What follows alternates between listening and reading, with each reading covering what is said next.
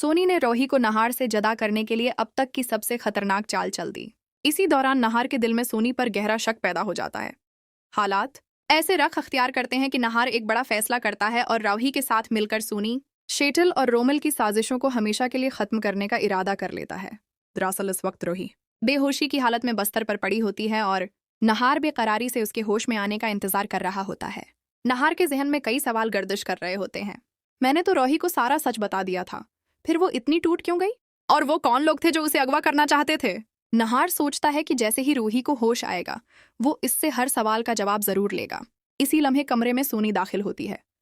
वो झूठी हमदर्दी जताते हुए कहती है, नहार बेटा, ज्यादा फिक्र मत करो, रूही जल्द ठीक हो जाएगी।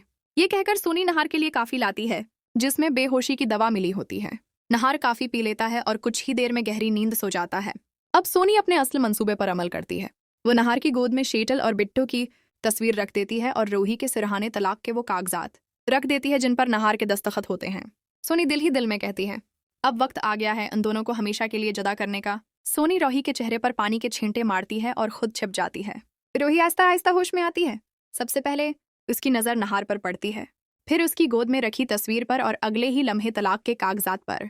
रूही के पांव तले से जमीन निकल जाती है, आंखों से आंसू बहने लगते हैं। इतने में सोनी ड्रामा करते हुए अंदर आती है और कहती है, अरे रोही, नहार की इतनी हिम्मत, इस औरत के लिए तुम्हें तलाक देना चाहता है? मैं उसे सबक सिखाऊंगी। मगर रूही टूटे दिल के साथ सोनी को रोक लेती है और कहती है, नहीं माँ जी, अगर नहार जी ने ये फैसला कर लिया है तो मैं कुछ नहीं कहूंगी। यही वो लम्हा होता है जब सोनी जहर में बुझी बात करती है। वो कहती है, रूही बेटा, बरा मत मानना, नहार इतने सालों से बेऔलाद है। खानदान को आगे बढ़ाने के लिए वारिस जरूरी होता है और तुम कभी मां नहीं बन सकती। शायद इसी वजह से नहार ने यह फैसला किया हो। रूही रोते हुए कहती है, शायद आप ठीक कह रही हैं माँ जी। सोनी फौरन मौके देखकर पूछती है, तो रोही, क्या तुम भी उन तलाक के कागजात पर दस्तखत कर दोगी? दोस्तों, यहीं से कहानी एक खतरनाक मोड़ ले लेती है। क्या रोही सोनी की बातों में आकर तलाक के कागजात पर दस्तखत कर देगी?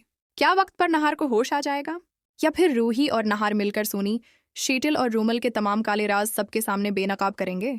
अगर आप चाहते हैं कि तीनों साजिशी अपने अंजाम को पहुंचें, जील जाएं और रूही और नहार दोबारा एक हो जाएं, तो कमेंट में जरूर लिखें, please support Nahar and Ruhi. Video को लाइक करें और चैनल को सब्सक्राइब करना मत भूलिए।